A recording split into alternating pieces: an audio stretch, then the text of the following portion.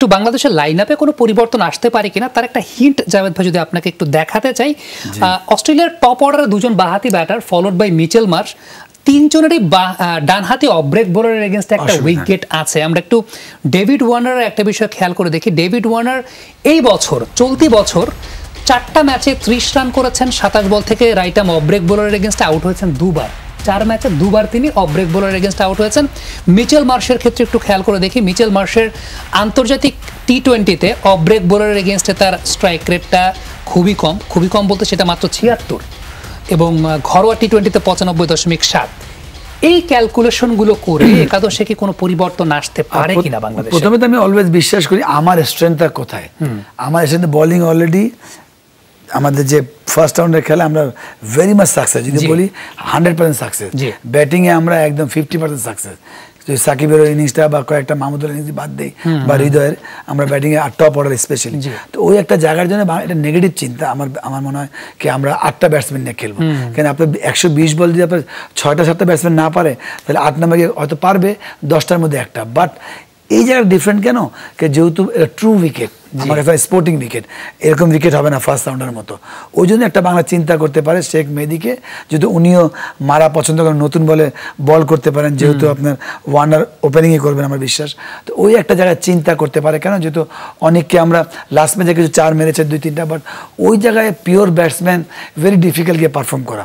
হ্যাঁ, উইকেট যদি স্ট্রাগলিং করছে, ওই আর যদি বলাররা ওই 5টা বলার নেয়, সাকিব ওরকম ফর্মে নেই, সাকিব যদি সেকেন্ড ফর্মে আসে বলিংয়ের, তো ওই জায়গায় অনেক প্লাস পয়েন্ট হবে। ওই জায়গায় চিন্তা করতে পারে। আদারওয়াইজ যদি নেগেটিভ চিন্তা করে না আমরা বাই চান্স টপ অর্ডার করছে না, আমার 8 নম্বর ব্যাটিং লাগতে পারে, ওই 15 বিষয় ইম্পর্টেন্ট, তাহলে হতে পারে। বাট আমার কাছে মনে হয় এটা নেগেটিভ চিন্তা। ট্রু উইকেটে আপনার বলারও লাগবে, কারণ যে কোনো একটা বলার কিন্তু মার খাওয়ার সম্ভাবনা আছেই, যেটা আমরা ফার্স্ট রাউন্ডে পার পেয়ে গেছি।